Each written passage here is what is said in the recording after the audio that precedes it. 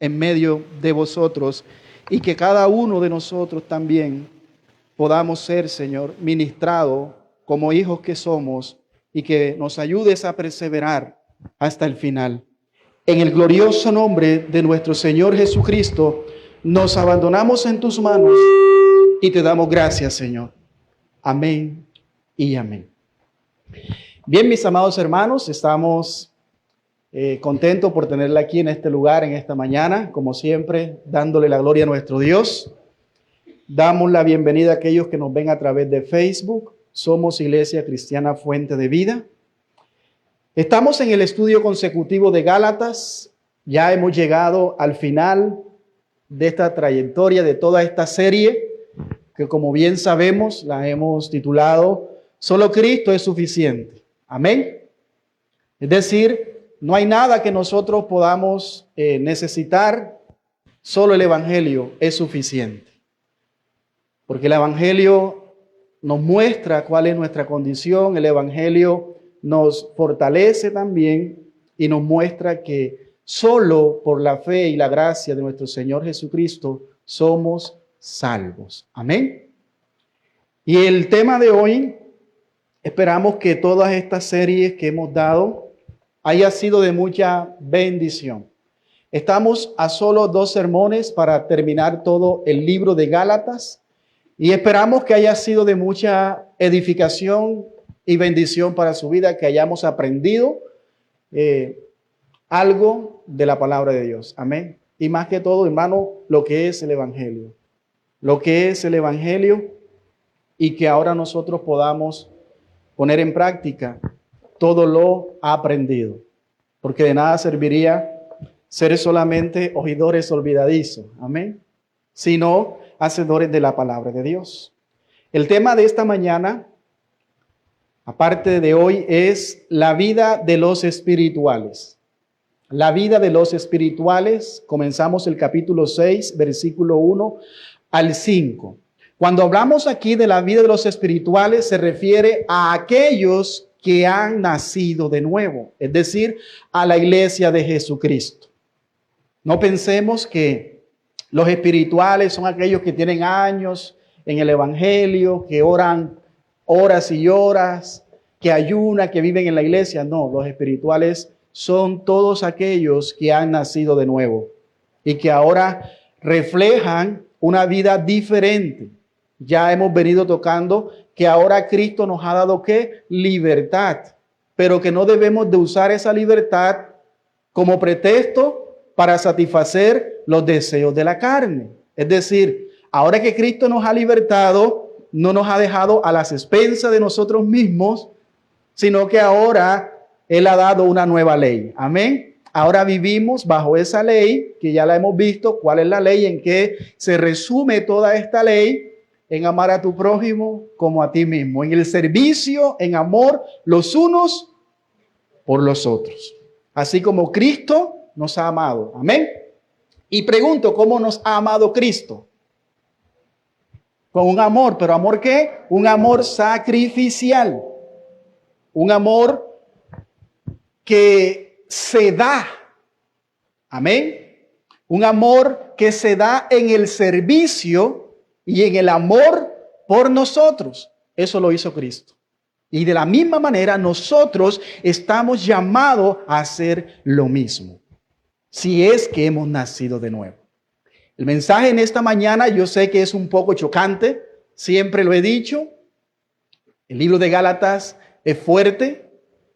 A veces me ven predicando y creen que es por mi carácter o mi de pronto arrogancia, que no es, sino que el libro de Gálatas es fuerte. Sabemos cómo Pablo comienza este libro. Oh, Gálatas insensatos, ¿quién os fascinó? Palabras fuertes. Amén. Palabras duras. Y yo creo que ese es el mensaje de Dios para nosotros. ¿A cuánto les gusta el jugo con leche? El jugo de zapote. Que quede bien espeso, ¿sí o no? O usted cuando le dan el jugo de zapote bien espeso, usted dice, no, échemele agua. Entonces, la palabra de Dios es así. Recibámosla como es. No la agüemos. Amén. Y eso es lo que pues vamos a ver en esta mañana, que también puede ser un poco chocante para nosotros, porque ese es el Evangelio. El Evangelio humilla. Amén. No así cualquier distorsión del Evangelio o cualquier falso evangelio que no humilla, sino que enaltece. Amén. Pero el Evangelio de Cristo comunica, informa, muestra cuál es nuestra condición. Y cuando Él nos muestra cuál es nuestra condición, nos humilla. Pero no nos deja solamente allí, sino que también nos dice que a través de esa humillación, por la gracia de Cristo, ahora nosotros somos bendecidos. Amén. Eso es lo maravilloso del Evangelio. Mis amados hermanos, vamos a leer entonces Gálatas capítulo 6, versículo 1 al 5. Esta es la poderosa palabra de Dios. Hermanos, si alguno fuere sorprendido en alguna falta, vosotros que sois espirituales, restauradle con espíritu de mansedumbre, considerándote a ti mismo, no sea que tú también seas tentado. Yo lo voy a leer en la traducción lenguaje actual, que nos ayuda a comprender mejor.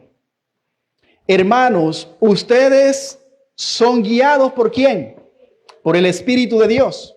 Por lo tanto, si descubren que alguien ha pecado, ¿qué es lo que debemos de hacer?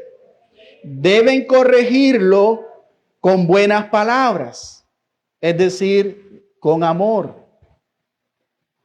Con amor. Pero tenga cuidado de no ser tentados a hacer lo malo. Cuando tengan dificultades, versículo 2, ayúdense unos a otros. Esa es la manera de obedecer ¿qué? La ley de Cristo. Si alguien se cree importante, cuando en realidad no lo es, se está engañando a sí mismo. Cada uno debe examinar su propia conducta. Si es buena, podrá sentirse satisfecho de sus acciones, pero no debe compararse con los demás. Cada uno es responsable ante Dios de su propia conducta. Amén. Bien, mis amados hermanos, hemos visto sobre toda esta semana, estas últimas semanas, que para no satisfacer los deseos pecaminosos de nuestra carne es necesario andar, o mejor dicho, caminar en el Espíritu, lo cual implica a su vez que eso se debe de reflejar en una vida que manifieste el carácter de Cristo. Debe de haber una evidencia. No pensemos que solamente con proferir nuestras palabras, yo soy cristiano, yo me considero un hijo de Dios, sin manifestar un carácter de una vida piadosa, el carácter de Cristo, nos engañamos a nosotros mismos. Debe de haber una manifestación, debe de haber una evidencia, en este caso un fruto, el fruto del Espíritu. Y en la mañana de hoy vamos a hablar acerca del fruto de la comunión los unos con los otros, de cómo debe de ser nuestras relaciones como hermanos en la iglesia y con los demás. Pablo ha mencionado algunas virtudes que reflejan esa vida nueva, esa vida espiritual del creyente nacido de nuevo. Y es que se va a reflejar a través del gozo, de la paz, del amor, de la mansedumbre, de la templanza, de la benignidad, de la bondad, de la fe, de la mansedumbre. Eso va a ser notorio en la vida de los espirituales, de los que han nacido de nuevo. No así a donde nos lleva, como dije ahorita, toda tergiversación del evangelio, todo falso evangelio o todo evangelio con cualquier mínimo desvío, eso producirá legalismo. Amén. Pero también hemos hablado del legalismo, que el legalismo no es un espíritu, como muchas veces se reprende a aquellos que están en este tipo de práctica. Reprendemos todo espíritu de Legalismo. El legalismo no es un espíritu. El legalismo es todo aquello que nos lleva a, por nuestro esfuerzo o muchas veces por nuestros méritos, ser aceptos ante Dios o ganarnos el favor de Dios en nuestras fuerzas. Pero además de eso nos lleva también a considerarnos como superiores a otros. Yo no sé cómo es. Yo sí soy más hijo de Dios que ella o que él. ¿Me hago entender? Entonces, eso lo produce ¿qué? El falso evangelio. El evangelio tergiversado que tanto se predica hoy día. Si el falso evangelio produce eso, ¿cuánto no más el evangelio verdadero? El evangelio no contaminado producirá frutos, manifestará también, habrá una reacción, y es que producirá amor, gozo, paz, lo que acabo de decir, todas estas virtudes. Mire cómo Pablo, en el sermón pasado terminamos de todo lo que había causado ese falso evangelio que los Gálatas habían recibido y que ahora ellos se estaban desviando y estaban produciendo en ello un efecto. Y Pablo le dice, si ustedes han sido libertados por el Espíritu, no vivan ahora bajo esos deseos, no vivan en esa vida licenciosa, no vivan bajo ese tipo de manipulaciones. Ahora más bien vivan o manténganse en la libertad con que Cristo los ha libertado. Y si usted lee en el versículo 25, Gálatas 5:25, dice, si vivimos por el Espíritu, andemos también por el Espíritu. Y dice, no nos hagamos vanagloriosos. O sea, no nos consideremos mejores que otros. Porque el problema es que muchas veces cuando nosotros miramos nuestra vida y comenzamos a ver a otro que maliciosamente y tramposamente cogemos el que más mal está para ver que somos mejores. Eso es vanagloria. Fiarse de uno mismo en un concepto que no es el correcto. Por eso, dado ahora a que tenemos una nueva vida en el cual se nos ha dado el Espíritu Santo, ahora debemos de andar, o más específicamente, debemos de marchar en línea recta hacia la voluntad de Dios y no bajo mi voluntad o mis deseos carnales. Esa nueva vida que hemos recibido. Se me olvidó preguntar si se escucha bien la transmisión a aquellos que nos están viendo en Facebook. Esa nueva vida que hemos recibido por la fe en Jesucristo, ahora a través de la obra del Espíritu Santo, nos capacita para que nosotros podamos vivir alineados a la voluntad de Dios. Amén. Estamos hablando entonces de una manera en la cual nosotros vamos a vivir.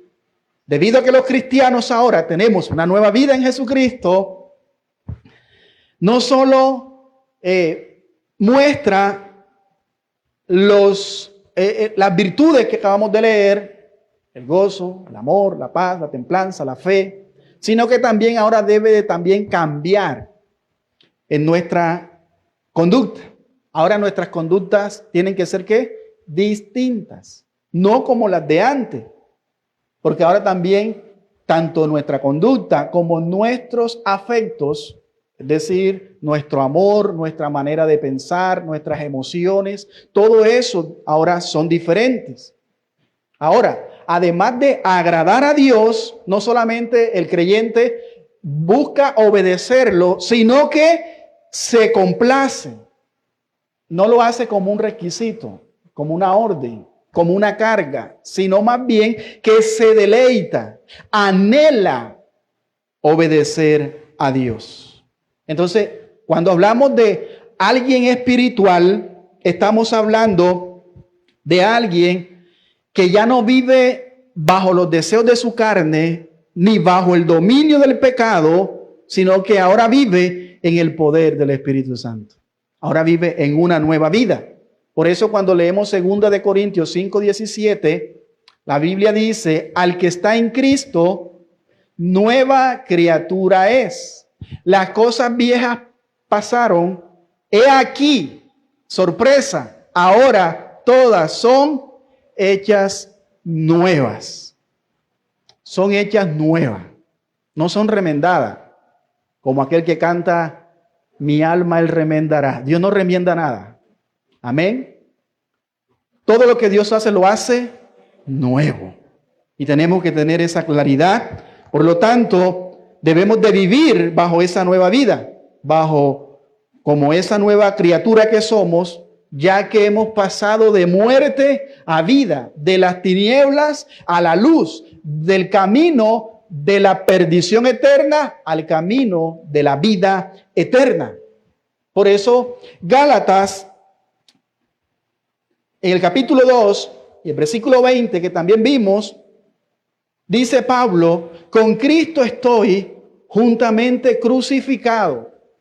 ¿Y qué pasó allí? Y ya no vivo yo, mas Cristo vive en mí. ¿Qué es lo que Dios quiere hacer con nosotros?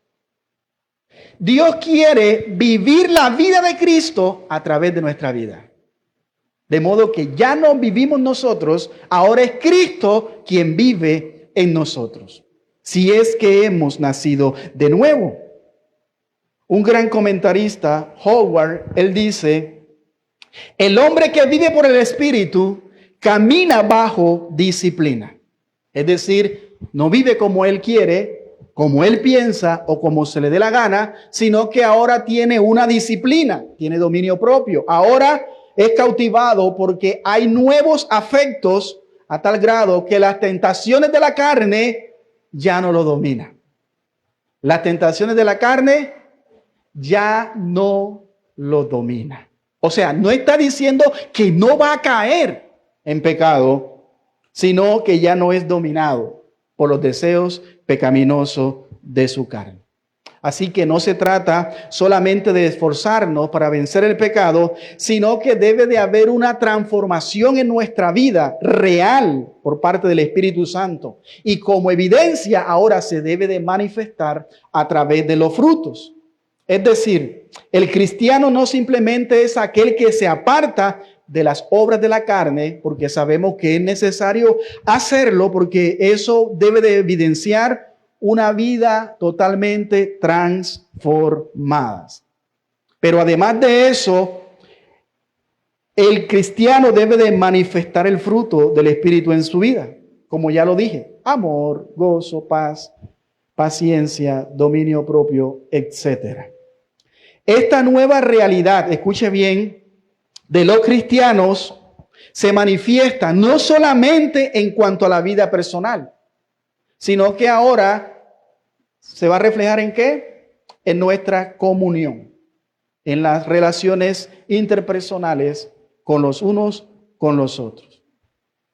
No se vale caminar este camino o correr en esta carrera que Pablo le llama la carrera de la ¿qué? De la fe, de manera arrogante. No se vale aquí pensando que mientras yo estoy bien, a mí me importan los demás. Como alguien dijo, mientras yo vaya adelante, los demás que puyen el burro atrás. Amén. No se trata de eso. No se trata, hermano, que no importa cómo estén los demás, sino más bien debemos de considerarnos los unos con los otros. Y como vamos a ver en esta mañana, qué es lo que debemos de hacer los espirituales, cómo debemos de comportarnos. Por eso Pablo dice, lo que no debemos de hacer, y lo dice aquí en el versículo 25 y 26, donde él dijo cómo no deben de comportarse los espirituales. El 26 dice, no nos hagamos vanagloriosos. Y ahí dice, irritándonos unos a otros, envidiándonos unos a otros. Entonces tiene que haber un resultado claro, visible, de aquel que está viviendo una vida en el Espíritu o por el Espíritu. Ser guiado por el Espíritu tiene como resultado, dice este texto, abandonar toda vanagloria, todo concepto vano que tenemos acerca de nosotros mismos. Porque hay personas que se consideran mejores que otros. Y al momento de nosotros, cuando tratamos, en este caso que vamos a ver, acerca del pecado de alguien, cuando es un hermano o una hermana, lo hacemos de manera incorrecta, porque no se trata de ver el pecado, sino más bien de lo que debemos de hacer y cuál es nuestra responsabilidad como iglesia, de considerar también o ponernos en nuestros zapatos porque sabemos lo que hace y lo que causa el pecado, a dónde lleva el pecado a la persona. Entonces, toda presunción, toda arrogancia de creernos mejor que los demás, todas estas provocaciones provocan, lo que dice al final, envidias entre los hermanos. Eso es lo que está diciendo Pablo al final del capítulo 5. El Señor Jesús, en las palabras de él dijo que en estos conocerán, primera en Juan 13:35. En esto conocerán todos que sois mis discípulos. ¿En qué se va a evidenciar? Se va a manifestar si tuviereis amor los unos con los otros. En eso se debe de evidenciar. Estamos en esta carrera de la fe y debemos de ayudarnos mutuamente, porque ya hemos dicho que esta no es una carrera como las carreras de las carreras olímpicas que gana el primero que llegue. En este caso no ganaría el primero que llegue, sino quien llega. Todos aquellos debemos de llegar a la meta. Y quiero usar una ilustración que hemos venido usando los pastores acerca de los Juegos Olímpicos. En el año 1992, en los Juegos Olímpicos de Barcelona, ahí tenemos una imagen de Derek Redmond, donde se preparó durante mucho tiempo para llegar a correr la carrera de los 400 metros. Y vemos que él en esa carrera, vemos al final a este hombre llorando en los hombros de alguien que es su padre, cojeando para terminar su carrera, para llegar a la meta. Por eso él se había preparado durante muchos años para llegar a ser un atleta de élite. Y vemos, cuando vimos esta acción, eso quedó registrado en la historia, e incluso en la internet todavía se habla de ese evento maravilloso que puso de pie a más de 65,000 espectadores, admirados por esta escena que quedó grabada como uno de los eventos más memorables de la historia de los Juegos Olímpicos. Y es la vida de Derek Redmond, quien corría para el equipo británico, se convirtió en un personaje de perseverancia. Y lo vemos cuando se fracturó su pierna, cojeando su tobillo. Vemos que todavía se usa como un símbolo de perseverancia, de superación. Pero además de eso, de la hazaña que su padre hizo con él, verdaderamente todo fue muy conmovedor. Fue cuando un hombre corrió, saltó las vallas y llegó a donde estaba él. Ese hombre era su padre, quien lo tomó, lo ayudó y siguió corriendo con él en sus hombros, a cuesta, hasta llegar a la meta. Aunque las multitudes estaban de pie, viendo todo este episodio, hermanos, y aunque muchos eran movidos en sus emociones al ver tal cosa, nadie podía entender mejor las lágrimas de aquel atleta que el padre que estaba con él. Aunque muchos estaban maravillados, quien podía entender mejor su dolor era aquel que había estado con él durante toda la preparación y que ahora era un soporte y un apoyo en su doloroso paso para llegar a la meta. En una entrevista, el padre de Derek dijo: pasara lo que pasara, tenía que terminar la carrera. Pasara lo que pasara, tenía que terminar la carrera. Yo iba a ayudarlo.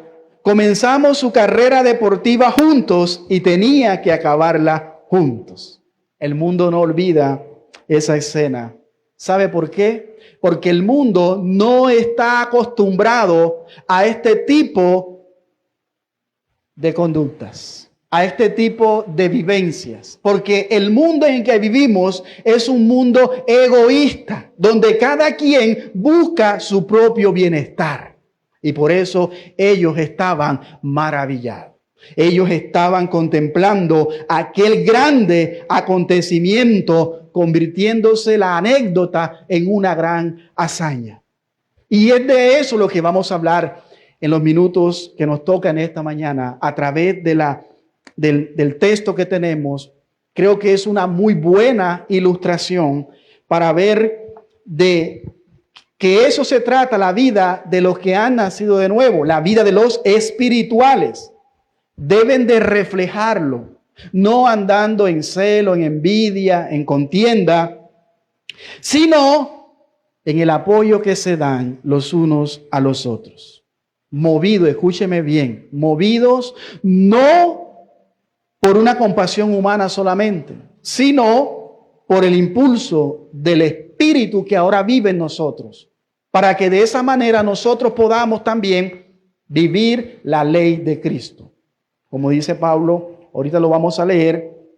Hasta ahora hemos visto entonces cómo Pablo ha estado exhortando a los hermanos de Galacia a confiar en que la libertad que ellos habían recibido de la esclavitud de la ley, una que ahora es nueva, que es la vida del Espíritu, que los capacita a ellos poder agradar a Dios. Por lo tanto, ellos no debían ni siquiera considerarse mejores que otros. Y tampoco debían de considerar volver atrás y usar esa libertad como pretexto para el pecado. Como pretexto para el pecado.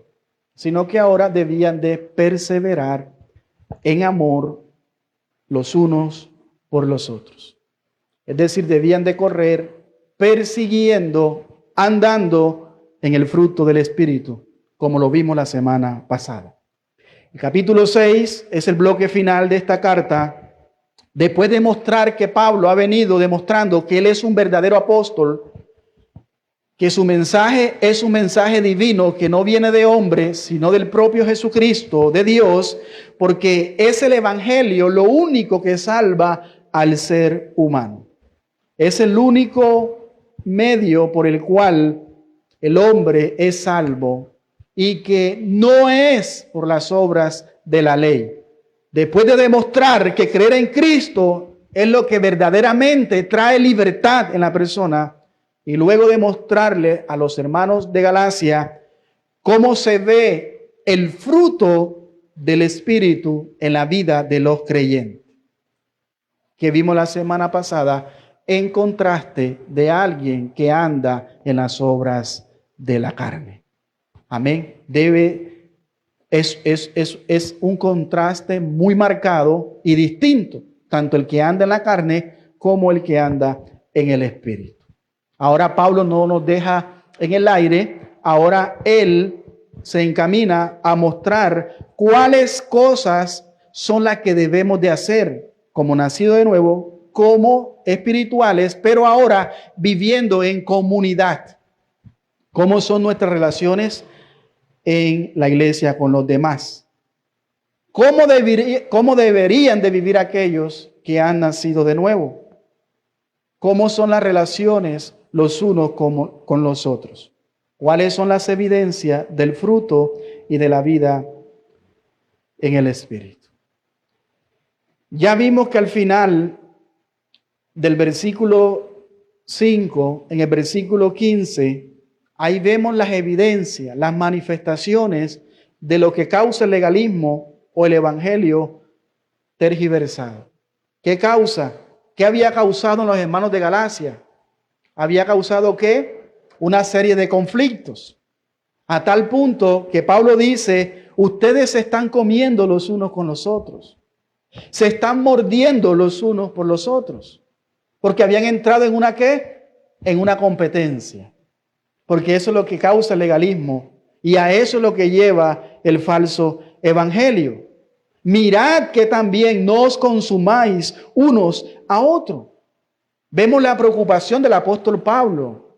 Él está preocupado por las divisiones que estaban enfrentando los hermanos de Galacia. Habían pleito, contiendas. Todo esto se había generado ¿en dónde? En la iglesia. A causa de que unos buscaban lo suyo propio. Y esto no debe de estar en nosotros, hermanos. Yo sé que muchas veces es más fácil cada uno buscar lo de él. Pero hermanos, somos una comunidad, somos una iglesia. Y si hemos nacido de nuevo, ahora nosotros debemos también de ayudarnos los unos a los otros. Este sentimiento egoísta no debe de haber en una vida espiritual, de los espirituales. Entonces vemos aquí que debido a que las obras de la ley en este contexto, en la cultura de los de la iglesia de Gálatas, que había envidia, egoísmo, estaba mostrando ahora Pablo qué es lo que sí debe de hacer el que es nacido de nuevo. ¿Cómo es que deberían de vivir? Y básicamente él dice dos cosas espirituales que somos llamados a hacer. Número uno, los espirituales se apoyan unos a otros, no se atacan, que es lo que vamos a ver en todo este bloque, en esta semana y la que viene, con el favor de Dios. Y número dos, los espirituales se ocupan de las necesidades materiales, los unos a los otros. Es decir, no son egoístas. En esta mañana, por el tiempo, vamos a ver solamente el bloque número uno, que es donde los espirituales, lo que los espirituales hacen, y es que se apoyan unos a otros. Y la próxima semana vamos a ver el siguiente aspecto. Así que vamos a ver el argumento de hoy. Es muy simple y es los que los espirituales deben hacer. Es decir, aquellos que no son carnales ahora se caracterizan porque se apoyan y se soportan los unos a otros. ¿En qué? En sus debilidades, en sus pecados, en sus necesidades, y no se atacan ni se destruyen entre sí. Y eso es lo que vamos a ver en este primer punto en la mañana de hoy a través de 3 puntos. Punto número 1, que va desde el versículo 1 del capítulo 6. Los espirituales se apoyan unos a otros con rabia. ¿No? ¿Con qué?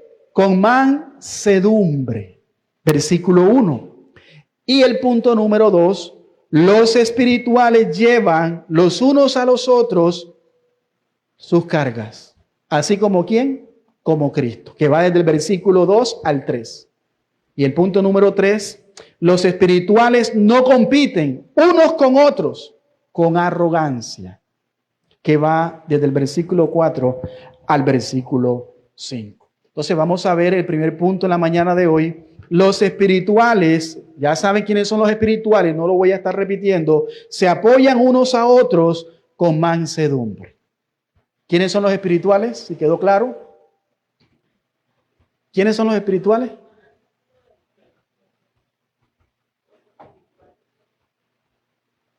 Gloria a Dios, los que han nacido de nuevo, perfecto. Los que han creído en Cristo, han nacido de nuevo y que ahora, a través de la libertad de esa vida nueva, ahora ya hemos dicho lo que no deben de hacer y ahora lo que sí deben de hacer. ¿Qué debe de manifestar esa nueva vida? Versículo 1 dice, los espirituales se apoyan unos a otros con mansedumbre. Ese es nuestro primer punto. El versículo 1 del capítulo 6 dice, hermanos, si alguno es sorprendido en alguna falta, vosotros que sois espirituales, restauradlo con espíritu de mansedumbre. considerándote a ti mismo, no sea que tú también seas tentado. Es evidente que el apóstol Pablo tiene en mente el contexto que le acabé de mencionar de los versículos anteriores, de cómo el legalismo y el falso evangelio había producido o había hecho efecto en la iglesia de Galacia, que habían conflictos entre ellos, que se estaban mordiendo, se estaban ¿qué? Provocando unos a otros. Todo esto había traído ¿qué? Conflictos.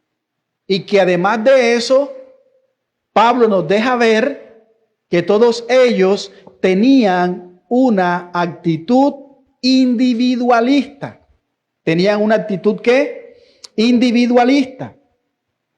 Todo esto viene a causa de ¿qué? Del legalismo. Así que el énfasis que Pablo ha marcado en este tema, la razón es que parece que habían conflictos muy serios entre los hermanos de Galacia y que solamente el evangelio lo podía resolver. Porque no hay problema, no hay falta de perdón, no hay problema más grande, no hay pecado que el evangelio no pueda solucionar.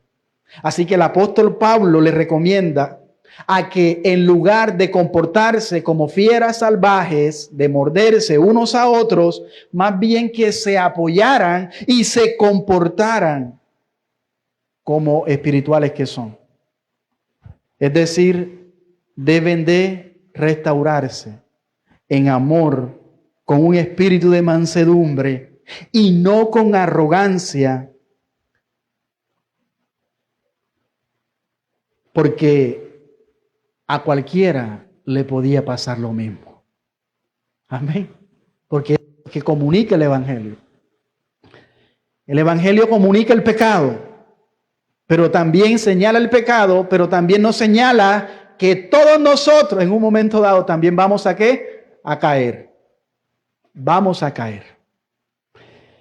Es posible que esta es una escena de cómo los hermanos de Galacia se estaban esforzando para ver quién se ganaba más el favor de Dios.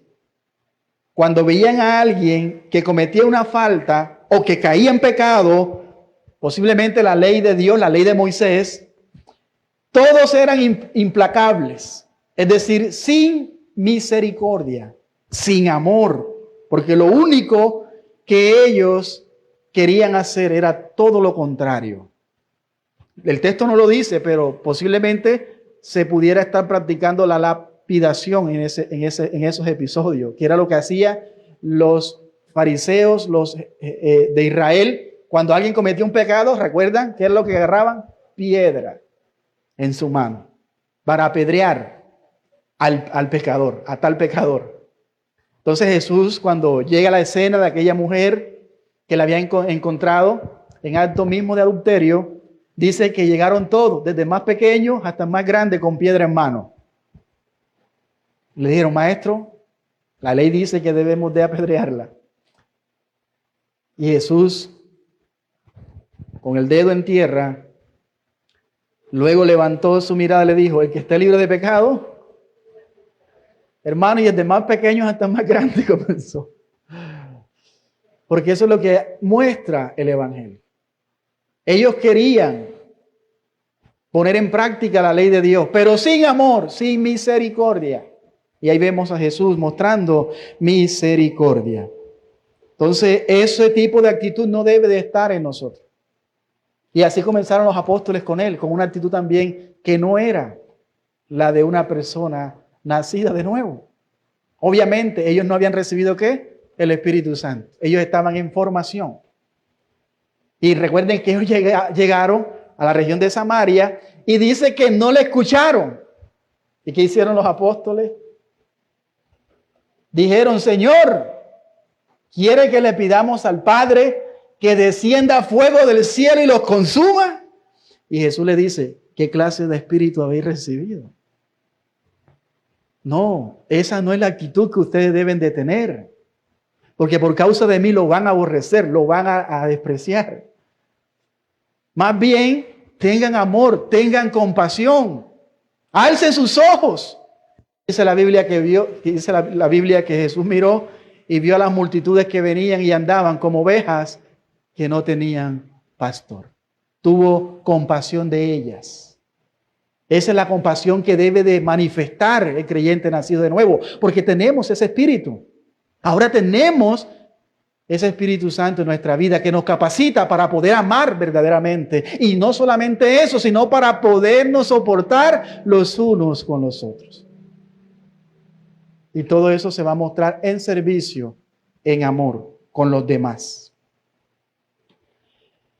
Vemos aquí que incluso podían estar practicando la expulsión de creyentes. Había de todo en la iglesia de Galacia, menos misericordia. Por lo tanto, la recomendación que Pablo ahora dice, ustedes deben de actuar conforme al Espíritu que habéis recibido.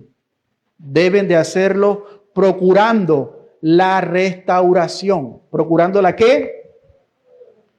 La restauración. Porque el Evangelio cambia las cosas radicalmente y esa es la razón por la que Pablo ahora les pide esto.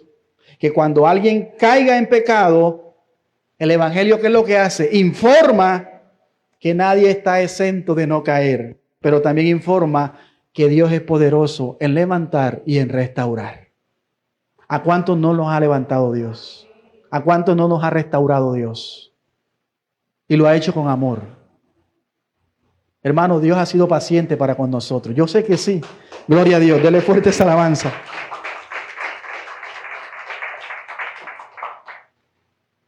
Dios ha sido paciente para con nosotros.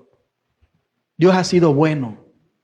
Lamentablemente en el creyente de hoy día se ha abrazado la filosofía al caído caerle, o al árbol caído hacerlo leña. No debe de ser así ese tipo de conducta en nosotros, porque eso es lo que hace el legalismo. El legalismo lleva a que una persona actúe de manera arrogante y se crea que es más que otro, en un sentido de superioridad, y hace ver a las personas como inferiores a él. Y el superior, moralmente hablando, mejor que otra persona. Y obviamente siempre buscando ventajas. Escuche, si en una reunión de legalistas, en medio de ellos, uno de ellos llega a caer en pecado por una falta, no habrá ni uno que lo restaure. ¿Por qué? Porque todos ellos lo van a ver a él como uno menos con quien competir. Entonces no va a encontrar una restauración esa persona. Pero donde hay espirituales, escuche bien, donde hay espirituales que han entendido el Evangelio, que han sido libres, que entienden que su justicia no está en sus obras, ahí lo pueden ver, sino en los méritos de Cristo, allí habrá restauración. ¿Restauración qué? En amor. Eso es lo que nos dice la palabra de Dios. ¿Entiende lo que hemos dicho hasta ahora? ¿Qué debe de haber en nosotros? Porque Pablo está mostrando cuál debe de ser nuestra conducta, cuál debe de ser nuestra actitud. Cuando alguien cae en pecado o cuando hay un pecador entre nosotros, él dice allí a la mitad del texto, debemos de ¿qué? De tratarlo con espíritu de mansedumbre. Y eso es lo que debe de hacer el cuerpo de Cristo, trabajar de manera que todos busquemos la unidad, la restauración. Sabemos que es necesario confrontar al pecador y es un proceso muy duro para nosotros que estamos liderando, que no quisiéramos, pero nos toca confrontar al pecador. Porque muchas veces la persona que cae en la falta, a veces cree que uno llega con la actitud de que lo va a humillar o lo va a atacar. No, nosotros vamos con el único motivo o la motivación que es buscar ¿qué? La restauración. De que el hermano se aperciba del error y que se vuelva a la unidad de la iglesia. Que se restaure con el Señor. Si ha nacido de nuevo. Si no, va a tomar toda esta disciplina como una ocasión para ahora irse al mundo y decir, me fui de la iglesia porque el pastor me puso en disciplina o me regañó o en la iglesia me hicieron esto. Justificando así su propio pecado, su propia responsabilidad. Porque él es quien ha pecado, ¿sí o no? Ha cometido esa falta. Como nacido de nuevo, va a aceptar la disciplina y va a correr tras la restauración de él en Cristo y la restauración de la iglesia. Sabemos que como comunidad tenemos un testimonio. Amén. Y a veces manchamos el testimonio de la congregación, porque si la persona cometiera su pecado y se hablara de él, fuera diferente, pero van a hablar del pastor de la iglesia, de los hermanos, en tu iglesia, donde tú vas. No es que no toleremos el pecado, somos tolerantes, porque sabemos lo que causa el pecado y a dónde lleva el pecado. Pero lo hacemos con el único propósito de que la persona y la iglesia debemos de buscar la restauración. Ese es el objetivo de lo que Pablo está hablando en este capítulo 6, del 1 al 5, lo que él está presentando aquí. Efectivamente, se puede restaurar a alguien por arrogancia o por vanagloria, o porque tenga una actitud de inmisericordia, que significa que no tiene piedad, no tiene compasión, no tiene amor, solo por dejarse ver o por mirarse quién está arriba y quién está abajo. Esa es una actitud que no debe estar en nosotros. Tampoco debe de haber una actitud de decir, oye, estás en pecado, caíste en eso, pero yo no sé estar así como estás tú. Yo no sé estar así. ¿Qué se siente eso? ¿Cómo te sientes tú que has cometido eso tan grave? No hagas eso, arrepiéntete. No, esa tampoco debe de ser nuestra actitud. Más bien nosotros debemos de tener una actitud de ¿qué? Bondadosa, de mansedumbre, de humildad, de compasión. Nosotros debemos de orar como miembros de la iglesia. Debemos de procurar esta clase de amor y de piedad como una muestra de amor de una verdadera vida espiritual. Entonces, algunos, por cómo manejamos las cosas en las iglesias, piensan que nosotros alcahueteamos el pecado o somos permisivos en el pecado. Y que miramos o nos hacemos de la vista gorda. No es eso, hermano y amigo. Porque sabemos que no debemos tomar esto como algo liviano. Porque el pecado debemos de considerarlo con seriedad. Con seriedad. Y yo sé y oro a Dios para que en cada uno de nosotros tengamos ese amor. ¿Por qué, hermano? Porque sabemos a dónde lleva el pecado. ¿A dónde lleva el pecado una persona? A la esclavitud nuevamente, a estar hundido en el lodo. Y dice allí que no quisiéramos que nadie permaneciera en ese pozo oscuro y profundo. Eso es lo que nosotros miramos. El pecado es serio, pero no queremos que ninguno de nosotros sea atrapado en él. Así, sin esperanza. Hablo del verdadero nacido de nuevo. Porque quien peca y practica el pecado y anda en patrones de diversos pecados, evidencia de que no va a haber temor en él, no va a haber sentido de culpa. No va a decir, ay Dios mío, ayúdame. No, va a estar tranquilo, va a vivir su vida normal.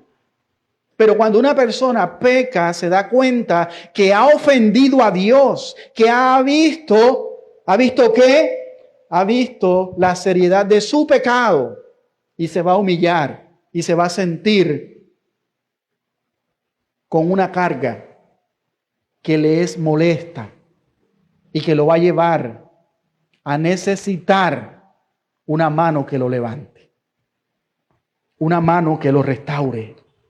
Por eso es que muchas veces aquí somos pacientes, somos tolerantes, pero no es porque simplifiquemos o minimicemos el pecado, sino que nosotros sabemos que Dios es poderoso para restaurar y que nosotros debemos de tener también compasión los unos con los otros. Amados hermanos, yo sé que es mucho más cómodo preocuparse por lo nuestro, que cada uno se preocupa por lo suyo, pero cuando nosotros vemos el otro lado, no se trata de que cambiemos nuestra conversación y dejarlo así, porque somos de Cristo, somos espirituales. Yo no soy carnal. Esa actitud debe de caracterizarse. Como dijimos en la introducción, el mundo no está acostumbrado a ver a este tipo de trato y ellos no pueden hacer otra cosa que decir, wow, esto es maravilloso. ¿Por qué? Porque el mundo, todos los que están sin Cristo, están siendo gobernados por el individualismo inherente al pecado. Eso es lo que ha hecho el pecado. Pero la iglesia de Cristo está llamada a hacer otra cosa. ¿A qué está llamada la iglesia de Cristo? Que cuando alguien venga y vea este tipo de conducta y de cosas que gobiernan nuestra vida, en este caso, al caído levantarlo, que Dios lo ayude y que la iglesia también ponga esa responsabilidad en hacerlo. Y esa es la oración de nosotros. Que Dios ponga ese sentir en cada uno de nosotros. Y aquí en la iglesia también. ¿Qué es, la pregunta, lo que la iglesia debe de hacer con respecto al hermano que está atrapado en algún pecado? ¿Murmurar de él? ¿Hablar de él? ¿Extenderle la mano? ¿Ayudarle a salir? Eso es lo que debemos de hacer nosotros. Amén. Estamos hablando de los espirituales. Porque el carnal, aunque uno haga lo que haga, nunca va a mirar eso. Nunca lo va a agradecer. Y yo sé que aquí hay hermanos que están orando los unos por los otros. Por todos nosotros. Porque ninguno de los que están aquí está exento a no caer. Todos. ¿Quién asegura de los que están aquí que no van a caer mañana? Todos en un momento dado podemos llegar a caer. Incluso podemos llegar a caer en el pecado que está cometiendo dicha persona o en otro. Pero debemos de ver lo que Pablo está mostrando en este texto. ¿Qué es lo que la iglesia debe hacer? Extenderle la mano, ayudarle. Esa es la respuesta. Restaurarlo. ¿Cuál debe ser nuestro objetivo? Restaurarlo. Y este es un llamado para la iglesia de Cristo. Lo cual implica aquí que en lugar de juzgarlo, debemos de ser proactivos en la procuración de la restauración de esa persona. Y eso es lo que hemos hecho con paciencia y con amor. No es que tolere el pecado, no es que me haga de la vista gorda, sino de que hay que hacerlo con espíritu de mansedumbre, esperando que esa persona se vuelva a Dios. Y si no, orar que Dios le conceda el arrepentimiento y que dicha persona vuelva en sí. Evidentemente, no se trata de que alguien que cometió un pecado y se ha arrepentido y sigue fortaleciendo en el Señor, no se refiere a ese tipo de personas, sino que se está refiriendo a alguien que cuando cae en pecado, es decir, aquella persona que está atrapada en un círculo de pecado, que a donde lo mejor confiesa su pecado, llora por su pecado se arrepiente, pero en un momento dado otra vez vuelve y cae y sigue y no puede salir de ese círculo vicioso. Entonces, ¿qué tenemos que hacer los espirituales? Debemos de actuar cuando alguien cae. Incluso debemos de actuar y prevenirlo, ayudarle. ¿Recuerdan cuál fue el ejemplo de Jesús? Cuando sabía que Pedro había sido pedido por Satanás, ¿para qué? Para zarandearlo. Jesús le dijo, Pedro, me vas a negar, vas a cometer un pecado. Jesús le dijo, no solamente le previno, sino que ¿qué? ¿Qué hizo Jesús? Oró por él. Dijo, Pedro, vas a hacer esto, pero yo he orado por ti. Eso es lo que debemos de hacer nosotros, prevenir al hermano, pero además de eso debemos de ¿qué? De orar por el hermano. Si un hogar de creyentes, el hermano está cometiendo un adulterio, nuestro deber es ir a ese hermano, decirle, hacerle ver por el evangelio, por la palabra, de que eso está mal. ¿Qué lo ha llevado a él a cometer eso? ¿Cómo puedo ayudarte? ¿Cómo puedo orar por ti? Para que Dios abra sus ojos, para que Dios le ayude. No se trata de murmurar y de señalar y de criticar, sino más bien orar. Orar, esa es la actitud que debemos de tener los espirituales. Porque un hermano puede que, por ejemplo, tenga un patrón de ira en su vida. Cualquier cosa le vuela la ira, lo provoca, por mínima que sea. Todos lo notan y aunque el hermano no se dé cuenta, no lo reconoce. ¿Qué debemos de hacer nosotros? Empezar a hablar mal de él, aislarlo, tener una actitud de superioridad, somos mejores que él, o como aquel publicano y el fariseo que oraba, yo no soy como ese. Yo sí oro, yo sí ayuno, yo sí voy a la iglesia, yo sí doy mi diezmo. ¿Qué debemos de hacer? ¿Cómo le ayudamos? En primer lugar, insisto en esto, es buscar la restauración. Y el verbo restaurar significa reparar o remendar. O sea, hacer completo para que alguien funcione de acuerdo al diseño original. Eso es lo que debemos de hacer nosotros. Cuando una persona se fractura un pie, una mano, ¿a dónde va? ¿A dónde va una persona fracturada? Al ortopeda. Amén. ¿Y qué es lo que hace el ortopeda? Le toma una radiografía para ver qué grande es la fractura. Luego le ponen su yeso. Al poco tiempo del proceso, ¿cómo regresa esa persona? ¿Cómo regresa esa partidura? Al lugar, a su lugar nuevamente. Y nuevamente comienza ¿qué? Su funcionalidad. Amén. ¿Qué es lo que hace? Yo vengo de un pueblo donde la pesca es muy importante allá.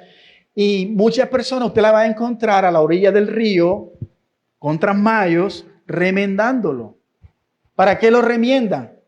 Para que ellos puedan ser usados conforme a su propósito. Para que el pescado, una vez que entre, no se salga. Amén.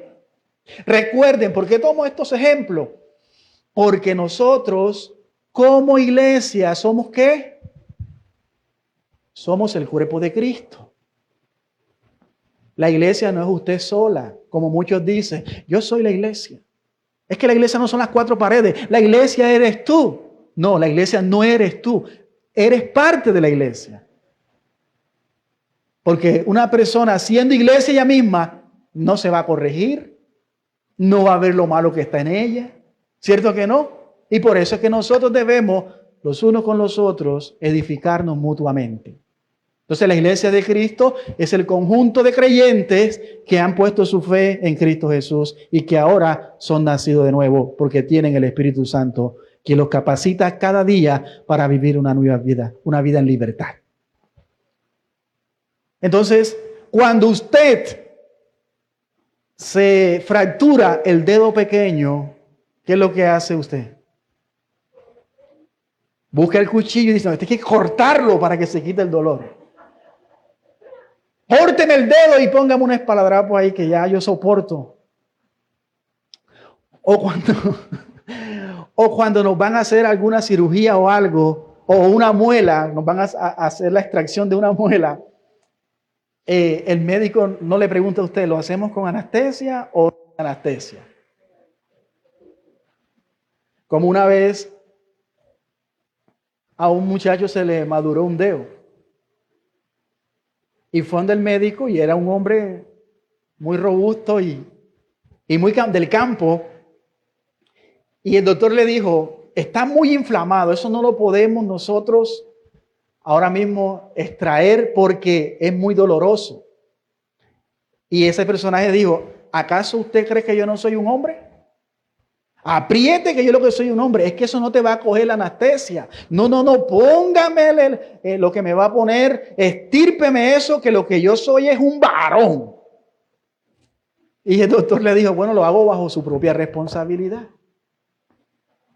Y el doctor ha cogido la mano, ha cogido el dedo y solamente le iba a apretar cuando ¡pum! Cayó el hombre privadito. Agarren al hombre que va para el suelo, fue lo que dijo. Entonces, hermano, eso es lo que hacemos nosotros. Cuando pasa algo, nosotros queremos que el dolor sea menos. Ese sentir debe de estar en nosotros al momento de nosotros corregir o ayudar a un hermano que está en este tipo de pecados. Porque él también hace parte ¿de qué? Del cuerpo de Cristo. Y lo debemos de hacer así como si fuese parte de nuestro propio cuerpo. Porque hay personas que piensan así. ¿Por qué no lo echan? ¿Por qué no lo quitan? Está manchando la iglesia. No. Porque el ejemplo es de nosotros, de nuestro cuerpo, ¿cierto? ¿Nos amamos a nosotros mismos, sí o no? Bueno, así también debemos de amar al prójimo. Debemos demostrar misericordia. Es muy fácil amar al que nos ama, pero a nuestro enemigo también debemos de practicar la misericordia. Y yo sé que no es fácil, pero que el Espíritu Santo os ayude. Amén.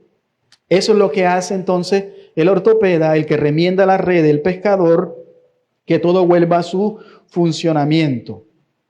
Si un hermano en nuestra iglesia también cae por el pecado, está roto por el pecado, por decirlo de esta manera, la responsabilidad de la iglesia entonces, ¿cuál debe de ser? Restaurarlo. La iglesia debe de restaurarlo.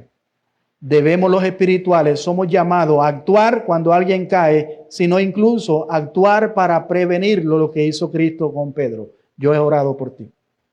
Vas a hacer esto, pero yo he orado por ti. Entonces la responsabilidad de la iglesia es esa, restaurar, reparar y ¿qué más? Ayudarle en su restauración a que el hermano, la persona que ha caído en pecado y se ha desviado del camino, lo retome nuevamente, que camine en el camino del Espíritu. Ahí es lo que debemos de ver. Y la esencia de la iglesia, sabemos, hermano, que es la disciplina también. Pero cuando alguien cae en pecado, sabemos que no es porque anda en el Espíritu, sino porque es dominado o camina según los deseos de su carne. Y nosotros también debemos de hacer, la labor de nosotros como iglesia es ayudarle, restaurarle, que esa persona nuevamente se vuelva al camino, se vuelva a la unidad de la iglesia. Y es cierto que la disciplina en la iglesia, nadie la quiere, ¿cierto? Pero es necesaria. Pero cuando apliquemos la disciplina lo debemos de hacer con el único propósito e interés, y es que esa persona se restaure, se vuelva a la restauración de la iglesia. No se trata de echarlo, de expulsar a la gente de la iglesia, sino de ayudarle en su restauración. Ahora, si esa persona no acepta la disciplina, ya esa es otra cuestión, que la Biblia lo dice también. Ese es otro asunto. Si la persona se revela entonces en contra de la disciplina, posiblemente demostrando con ira, con enojo o buscando culpable, está demostrando entonces que no ha nacido de nuevo y que hay rebelión en su corazón. Pues lo único que hay que hacer es orar por esa persona para que vuelva en sí. Entonces, ¿cómo debemos de ayudarles? Soportando las cargas, dice Pablo, los unos a los otros. ¿Cómo? Poniéndonos al lado el uno del otro y siendo considerados, considerándonos unos a otros. Eso es lo que nos lleva al siguiente punto de nuestro sermón. Los espirituales llevan los unos las cargas de otros como Cristo. Los espirituales llevan los unos las cargas de otros como Cristo. Versículo 2 y 3. Sobrellevad los unos las cargas de los otros y cumplid así la ley de Cristo. Porque el que se cree ser algo, no siendo nada, a sí mismo se engaña. La vida de los espirituales que viven en comunidad se apoyan los unos a los otros. La peor actitud que podemos asumir es creernos más de lo que somos. Esa es una actitud inadecuada, sobre todo cuando nos comparamos con los demás. Dice aquí, si alguien se cree ser mejor, o sea, refiriéndose a algo mejor, la realidad es que se está engañando a sí mismo. ¿Por qué se está engañando a sí mismo? Porque la Biblia es muy clara. ¿Y qué dice la Biblia según lo que dice Romanos 9, versículo 10 en adelante? Que no hay ni un justo, ni aun uno. No hay justo, solamente unos pocos, dice así. Ni aún uno, dice la Biblia. No hay ni uno. Y eso lo sabemos. Y aquí hay un punto muy importante. Que una de las obras de la carne mencionada por la que Pablo ha dicho en los versículos anteriores es la ambición egoísta de creernos superiores a los demás y de aislarnos los unos de los otros. Pero Pablo deja en claro aquí que debemos de animarnos a sobrellevar las cargas los unos de los otros. ¿Cuál es la idea aquí? La idea aquí es la de alguien que se pone al lado del otro para hacer un soporte y que no se caiga. Y esta es la prueba de la verdadera comunión. Como alguien dice, un buen hermano, un hermano espiritual es aquel que tiene hombro fuerte y huesos fuertes. Hombro para soportar a otro. Hueso fuerte para ayudarle a sostener. Esta es la prueba de la verdadera comunión. Es muy fácil nosotros compartir muchas veces las alegrías de los hermanos cuando Dios los bendice, cuando Dios los está bendiciendo, cuando hay obras de Dios, su gloria en la familia, en la casa, en lo que Él está viviendo. Pero otro asunto es también nosotros poder compartir cuando Él sufre, ponernos al lado de alguien cuando sufre. Porque muchas veces, sin darnos cuenta, somos contagiados de esta clase de egoísmo mundano. El que hace que cuando veamos a alguien padeciendo, apartemos nuestra cara y miremos hacia otro lado. Esto se ve de muchas formas. ¿Cómo debo de llevar la carga de mi hermano? ¿Cómo debo cuando está en un proceso de enfermedad? Debemos de soportar, debemos de ayudar. Cuando vemos a alguien pasando necesidad económica, ¿cómo le podemos ayudar? Si vemos a alguien que está luchando contra su pecado, contra los hijos, contra un esposo que no es creyente, ¿cómo debemos de tener empatía con él? Que esa es una palabra que se puso muy de moda en la pandemia, pero que va más allá, porque tiene que ver con ponernos debajo de alguien para hacer su apoyo. En este caso aquí vemos dos personas abrazadas, pero en el caso de ser empático es de colocarnos debajo, es decir, de ser yo la escalera de esa persona y sostenerla mientras ella sea restaurada. ¿Qué implica eso? Implica renuncia. Implica que servicio. Y muchas veces renunciar a todo aquello que muchas veces es considerado valioso para nosotros, para no dejar que el hermano caiga. Allí es donde entra el Evangelio.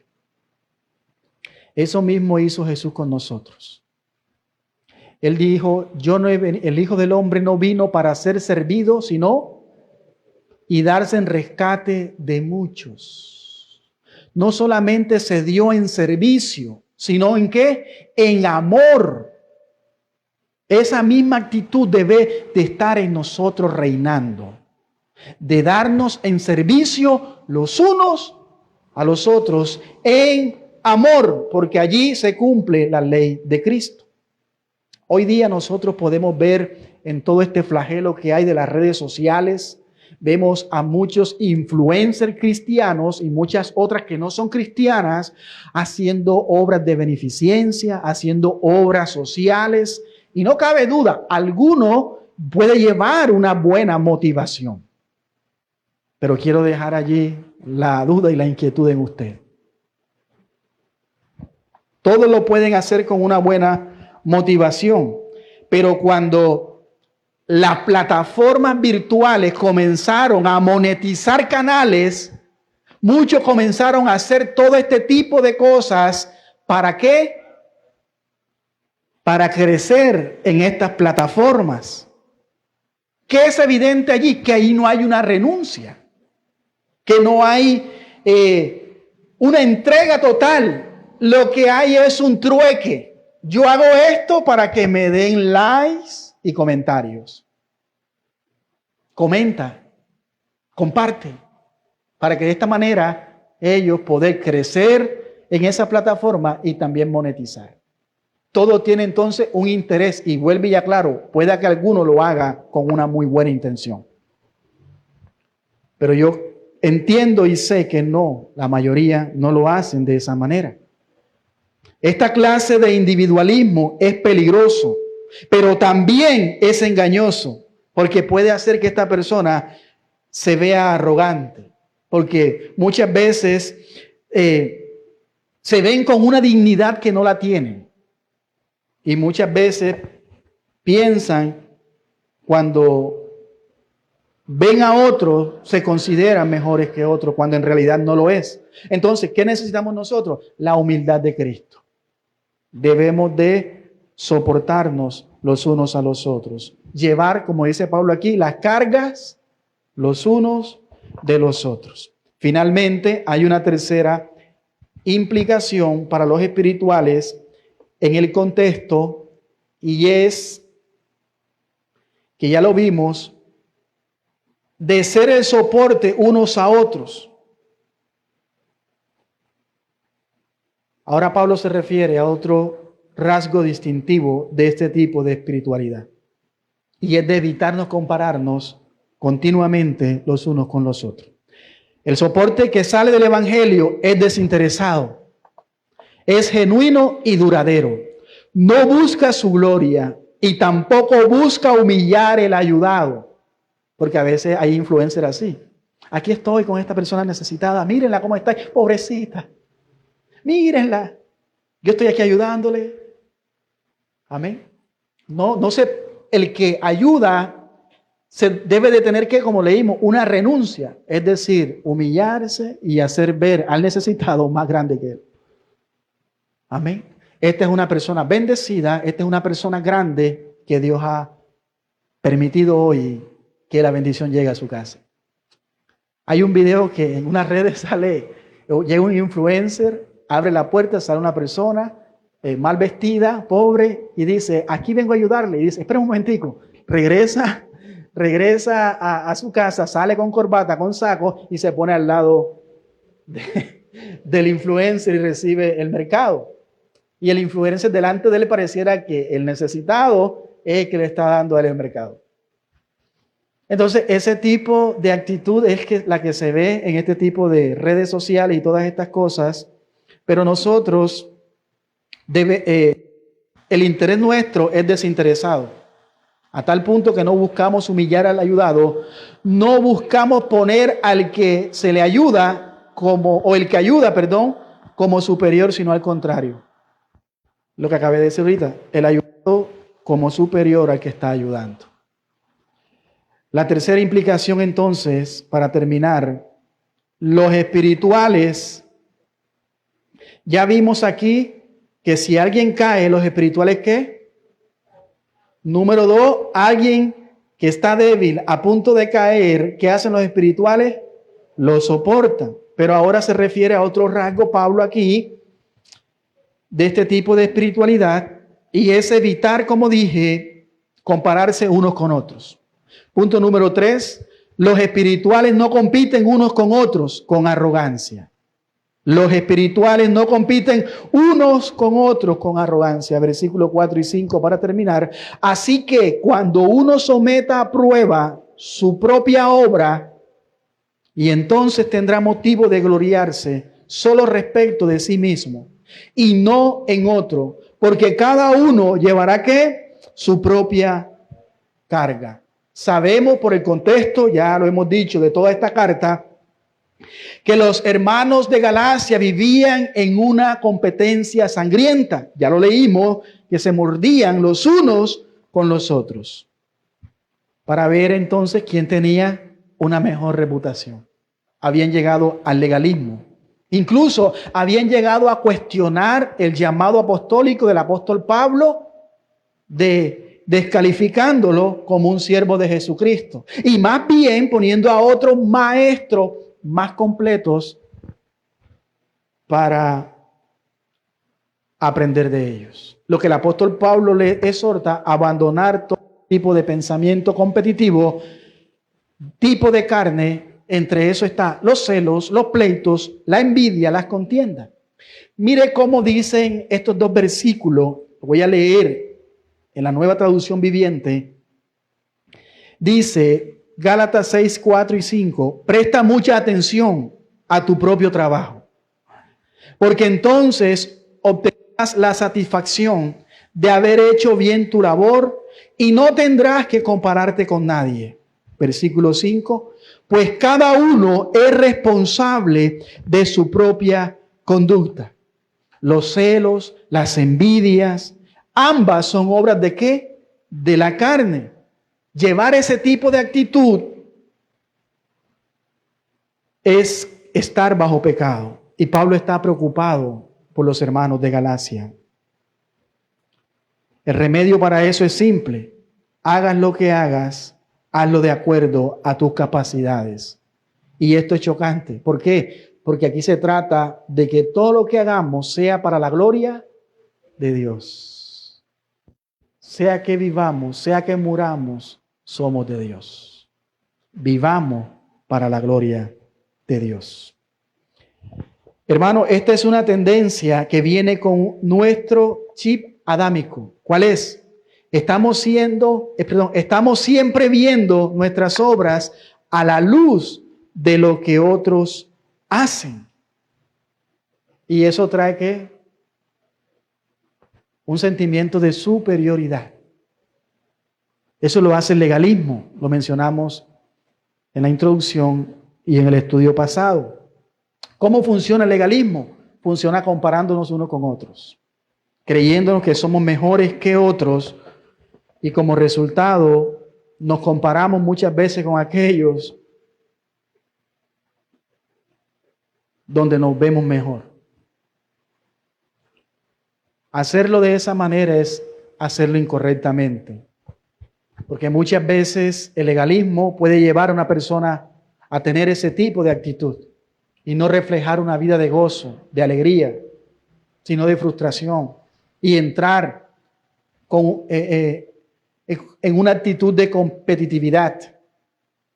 No está el trabajo del cazador de pecado en la iglesia, porque hay quienes están así, viendo quién cae, quién comete un pecado, para entonces sentirse mejor que él. No hay dicho trabajo en la iglesia de Jesucristo, andar como cazadores de pecados, a ver quién es más pecador que yo, para yo sentirme un poco mejor. Es que el pecado del juez es más grande que el mío. No, pecado es pecado. No hay pecado grande ni pecado pequeño, no, pecado es pecado. Y el pecado ofende a Dios. Entonces no hay este trabajo. Lo que Pablo quiere decir aquí, entonces, ¿qué debe, a dónde apunta el apóstol Pablo? A mirar nuestra conducta. Si el hermano o la hermana está en pecado, yo debo de mirar cuál es mi pecado también. Yo debo de examinarme. Eso es lo que debemos de hacer nosotros. Examina tu propia conducta. Si tienes algo de qué presumir, que no sea comparándote con alguien. Yo siempre he dicho que se compara con otro es mediocre. No. ¿A dónde debemos de mirarnos? En la ley de Cristo. ¿Y qué dice la ley? Que todos somos pecadores. Y que estamos destituidos de la gloria de Dios. Y que no hay ni uno justo. Entonces debemos de asegurarnos cuál debe de ser nuestra actitud, debe de ser correctas. Al momento de nosotros ver un pecado o de corregir a un hermano, debe de ser en amor, soportando su carga. En palabras de Cristo, mira, quita la viga de tu ojo para que puedas ver la paja del ojo de tu hermano. Así que en lugar de presumir, tener una actitud de crítica hacia el hermano caído, el cristiano espiritual debe de examinarse a sí mismo para ver si dichas motivaciones sean correctas. Asegurarnos también, dice Pablo, de tener un espíritu que manso y humilde, y solo así vamos a tener entonces un motivo más que gloriarnos. No en creernos o en jactarnos de algo que no somos, sino en la gratitud de que aún nosotros, siendo pecadores y caer también en pecado y de ver nuestra condición, ver todo lo que Dios ha hecho en nuestra vida, que aún así nos ha sostenido. ¿A cuánto les ha sostenido el Señor? ¿A cuánto Dios le ha tenido paciencia? ¿A cuánto nos ha perdonado el Señor?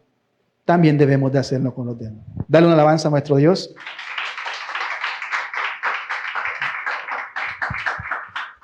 Por eso Pablo dice aquí, 2 Corintios 10:17, mas el que se gloría, gloríese en el Señor. Y esa es nuestra insistencia, y lo recalco nuevamente. Si nos vemos en el espejo de otra persona, que además cogemos de una manera tramposa, pues obviamente vamos a resultar mejores. Pero si nos contemplamos en el espejo de la ley de Dios, y en el ejemplo de Cristo, al final vamos a salir como culpables. Porque entendemos que somos lo que somos por la obra de Cristo. Somos lo que somos por la obra de Cristo. No porque nosotros seamos mejores o peores. Simplemente somos lo que somos porque eso es lo que comunica el Evangelio, muestra nuestra condición, muestra lo que somos, pero también el Evangelio comunica y dice que nosotros ahora somos hijos de Dios, amados del Señor, tesoro especial para Él. El versículo 2 dice, ya leímos que en el versículo 2 dice de que debemos de llevar las cargas los unos con los otros, pero en el versículo 5 ahora dice, porque cada uno llevará su propia carga. Parece una contradicción, pero no es una contradicción. Sino que en el versículo 2 habla de sobrellevar las cargas de los unos con los otros y habla del vocablo en griego, la palabra varos, que significa un gran peso. Y acá en el versículo 5 se traduce con el vocablo fortión, donde se deriva la palabra porción, que implica la carga que cada uno le corresponde llevar y que obviamente no puede compartir con nadie más. ¿Por qué? Porque esa es mi carga, esa es mi responsabilidad, esa es mi porción. No la puedo compartir con nadie. ¿Y cuál es esa? El pecado, la depravación total, la naturaleza pecaminosa, que batalla todos los días con nosotros, que lucha. Pero mire cómo lo dice Spurgeon.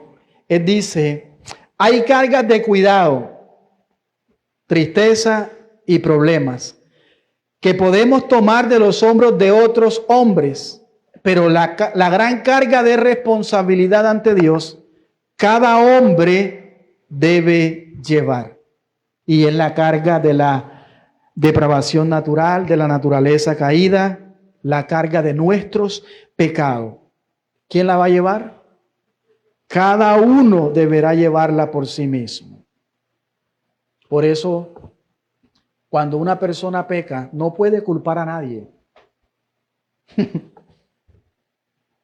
¿Usted no ha visto cristianos así? ¿O pastores así? O incluso la iglesia justificando los pecados de estos pastores. Eso fue porque esa mujer fue a destruir ese ministerio. Esa mujer fue el mismo diablo. No, cada uno es responsable de su propio pecado. Es que, pastor, se me desnudó. Hermano, si es de salir corriendo, salga corriendo. No lo hizo José. Cuando la mujer de Potifar, una mujer hermosa, porque esas mujeres eran hermosas, esas egipcias, se le desnudó a José. Y José con la ropa y ella lo desnudó. Lo que dijo José, te vas a quedar con la ropa y con las ganas, yo me voy corriendo.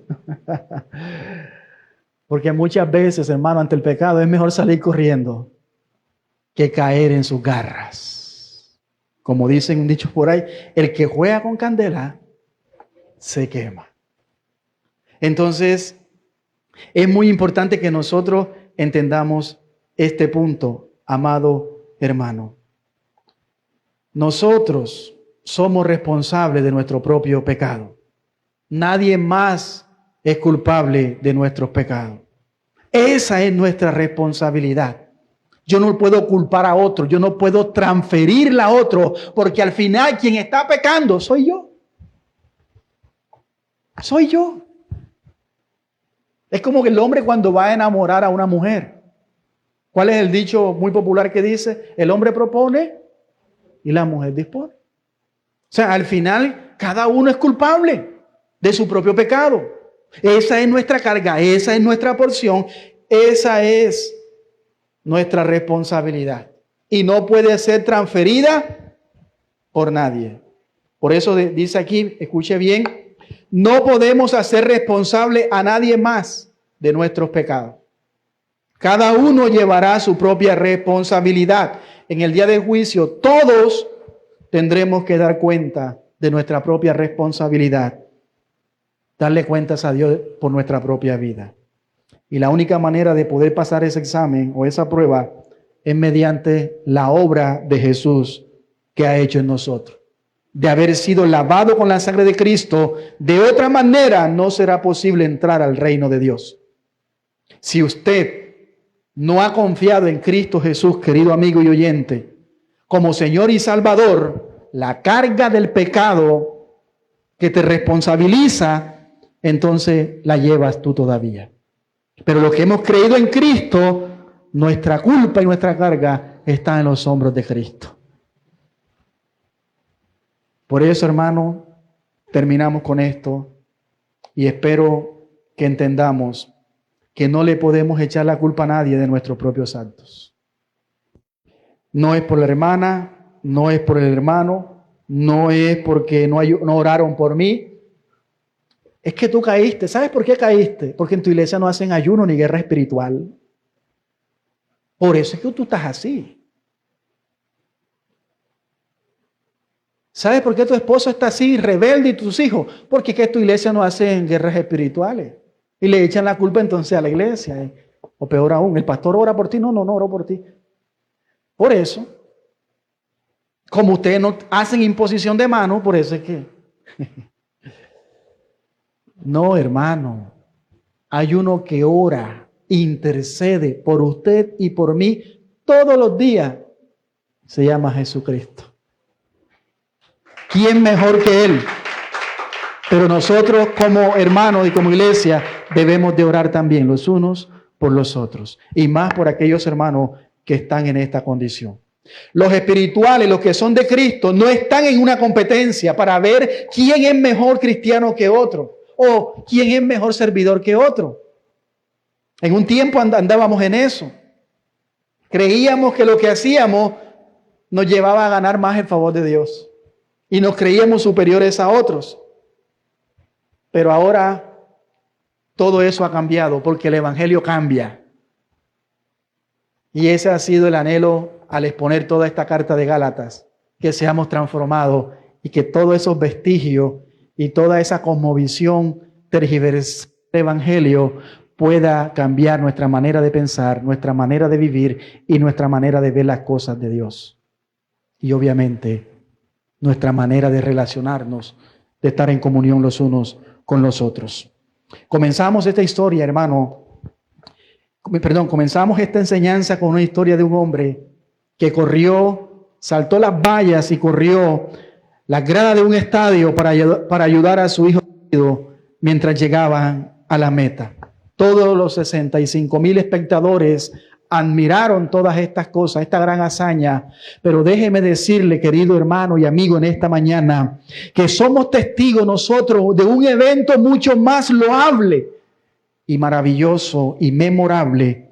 El Hijo de Dios, escuche bien, el Hijo de Dios cruzó la grada de este universo para venir hasta nosotros, tomar nuestra naturaleza y sufrir nuestro dolor y llevar nuestra vergüenza, todo con el propósito de conducirnos a la meta de la vida eterna. Ese evento es un evento maravilloso y loable que la historia de la humanidad haya visto. Aunque después de todo, hermano, la introducción fue de un padre hacia un hijo, pero que lo haya hecho Dios con sus enemigos, porque nosotros éramos enemigos de Dios, lejos de Él, ajeno a su voluntad, le habíamos dado la espalda a Dios. Pero Él así se entregó por nosotros los pecadores, que aun siendo santo, sin mancha, sin cometer pecado, se hizo maldito por nosotros. Eso fue lo que hizo Cristo para con nosotros. ¿No habríamos de hacer nosotros, mis amados hermanos, lo mismo con aquellos por lo cual Cristo también derramó su sangre? ¿No habríamos nosotros también hacer lo mismo de levantar y socorrer al caído y ser un soporte para ellos? Jesús dijo en estas palabras, Juan 13:35, en esto conocerán todos que sois mis discípulos, si tuvieren amor los unos con los otros. Versículo 22 de San Juan 17. La gloria que me diste, yo les he dado para que sean uno, para que se ayuden mutuamente, para que se fortalezcan, así como nosotros también somos uno. Versículo 23. Yo en ellos y tú en mí, para que sean perfectos. ¿En qué? En unidad. Para que el mundo conozca que tú me enviaste y que los has amado a ellos como también a mí me has amado. Que Dios pueda producir todo esto en nuestras vidas y que nosotros marquemos la diferencia y que el mundo vea una iglesia donde al caído restaurarle y que cada vez mejoremos en nuestras relaciones interpersonales los unos con los otros. Querido amigo, renuncia hoy a tu vida. Date cuenta dónde te ha llevado el pecado. Hemos hablado que solamente Cristo te puede libertar de él y que Él, a través de este mensaje, ha abierto sus brazos para salvarte, para restaurarte y para que seas parte de esta linda comunión en la iglesia. Oremos para terminar. Padre, te damos gracias por esta palabra que nos confronta, esta palabra que, como dijeron tus discípulos también en un momento dado, dura es esta palabra. ¿Quién? Y preguntaron, ¿quién ha de oírla? Pero como dijo Pedro, Señor, ¿a dónde iremos si solamente tú tienes palabras de vida eterna? No hay un mejor lugar que exponernos a tu palabra de manera expositiva. Sigue iluminando nuestra mente, que tu Espíritu Santo sea alumbrándonos a través de tu palabra y que podamos terminar todo este libro de Gálatas de manera fiel y que produzcas en el corazón de los oyentes ese querer como el hacer. Transforma, cambia, levanta el débil. Señor, fortalécenos los unos a los otros. Padre, que nuestra actitud sea diferente y que reflejemos el amor los unos con los otros. Sabemos que usted quiere restaurarnos, quiere transformarnos, no quiere que sigamos siendo los mismos. Por eso, a través del Espíritu Santo en la obra santificadora, en donde Cristo va siendo formado en cada uno de nosotros, y que donde se debe de evidenciar de manera tangible las virtudes de Cristo, a través del fruto, como Pablo lo ha dicho, a través del fruto de cada uno de nosotros, del fruto del Espíritu. Señor, sabemos que no es fácil tolerarnos unos a otros, incluso llevar las cargas unos a otros. Ayúdanos, Señor, como iglesia a cumplir con esta misión. Ayúdanos a ver la necesidad que tenemos cada día de tu gracia y de tu misericordia para apoyarnos los unos a los otros y eliminar todo vestigio de pecado, no solamente en cada uno de nosotros, sino también como cuerpo de Cristo que somos. Sabemos que si un miembro del cuerpo está débil, está enfermo, el resto del cuerpo también sufrirá. Que seamos movidos a buscar esa restauración. Cada uno de los miembros del cuerpo de la iglesia, en esta expresión de tu iglesia local en esta mañana. Fortalece nuestra comunión, fortalece aquel que ha caído, levanta aquel que ha estado, Señor, expuesto en estos patrones de pecado y que no ha podido salir de él. Padre, que tu Espíritu transforme, liberte, porque poderoso es tu Espíritu y tu Evangelio para salvar. Nos vamos de este lugar, mas no de tu presencia. Oramos, Señor, por aquellas peticiones que han traído los hermanos presentes, que están clamando ahí por ellas. También por aquellos que nos ven a través de este medio. De manera especial oramos por la vida y la recuperación de Ever Calle, que pueda seguir obrando, Señor, en aquella cirugía y que pueda volver nuevamente, Señor, a la normalidad. Tú eres quien tiene la última palabra, Señor. Pedimos por estas peticiones, pedimos, Señor, por todos aquellos que están clamando por cada una de ellas y de manera especial por las de nuestros vecinos, la de todos nuestros oyentes, nuestras familias, los que están cerca y los que están lejos.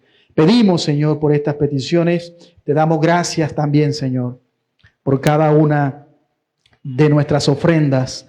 Recíbela como olor grato, Señor, y que tu gracia sea mayormente en cada uno de nosotros, en todo lo que vayamos a emprender en esta semana. Suple vuestras necesidades, suple las necesidades de este ministerio, de nuestros pastores, y que podamos nosotros seguir llevando el evangelio a todo lugar como lo ha encomendado nuestro Señor Jesucristo. Danos la fortaleza para hacerlo, Padre, y que el nombre de nuestro Señor Jesucristo sea glorificado. Todo esto te lo pedimos en el nombre de Jesús. Amén y amén. Dios les bendiga a todos. Puede saludar al que está a su lado. Bendiciones a aquellos que nos vieron. Somos Iglesia Cristiana Fuente de Vida. Dios les bendiga.